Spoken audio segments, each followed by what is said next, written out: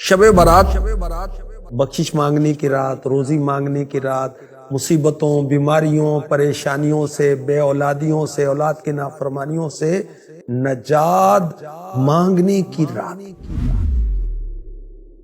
اس کے بارے میں اللہ کے حبیب صلی اللہ علیہ وآلہ وسلم نے فرمایا، جب شعبان المعظم کی 15ویں رات شب برات آئے تو اس میں عبادت کرو، دن میں روزہ رکھو۔ بے شک اللہ پاک اس رات سورج غروب ہوتے ہی آسمان دنیا کی طرف نزول رحمت فرماتا ہے اور ارشاد فرماتا ہے کوئی بخشش مانگنے والا میں اسے بخش دوں، ہے کوئی روزی مانگنے والا کہ اسے روزی دوں، ہے کوئی مصیبت میں مبتلا کہ اسے عافیت دوں، ہے کوئی ایسا یہاں تک کہ فجر کا وقت شروع ہو جاتا ہے۔ شب برات کے 6 نوافل کے بارے میں کچھ عرض کرتا ہوں۔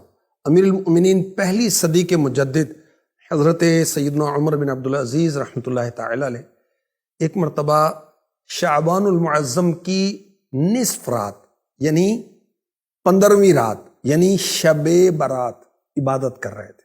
آپ نے جب سر اٹھایا تو ایک سبز پرچہ ملا جس کا نور آسمان تک پھیلا ہوا تھا۔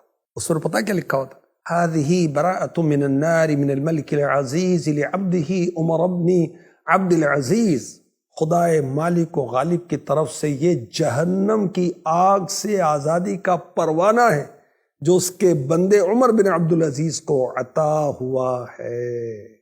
تو شب برات عبادت کی رات، شب برات نوافل کی رات، دعاؤں کی رات، نماز کی رات، کثرت درود کی رات، اپنے گناہوں کو یاد کر کے اس کی معافی مانگنے کی رات۔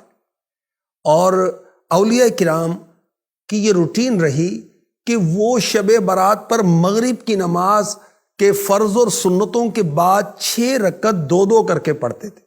پہلی 2 رکعتوں میں یہ نیت، یا اللہ ان 2 رکعتوں کی برکت سے مجھے درازی عمر بالخیر عطا فرما۔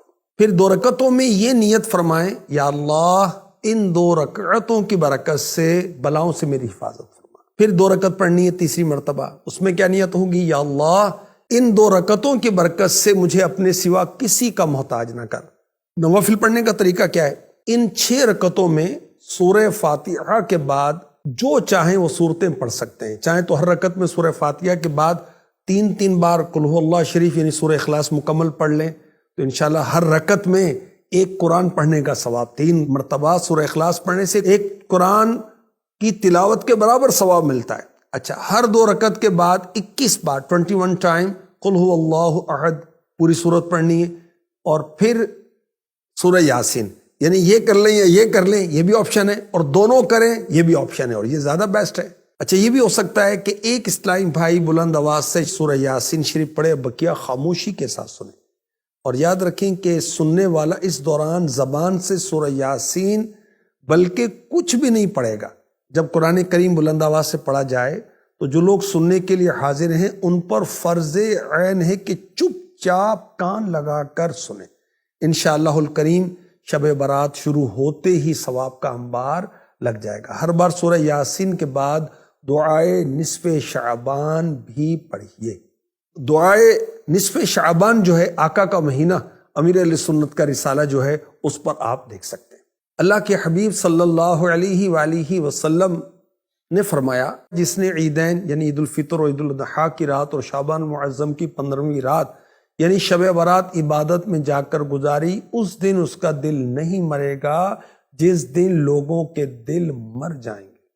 آخری نبی مکی مدنی صلی اللہ علیہ وآلہ وسلم نے فرمایا، میرے پاس جبریل امی علیہ السلام آئے اور کہا، یہ شعبان کی 15ویں رات ہے، اس میں اللہ پاک جہنم سے اتنوں کو آزاد فرماتا ہے جتنے بنی کلب کی بکریوں کے بال ہیں، مگر مشرک اور عداوت کیا مطلب ہے؟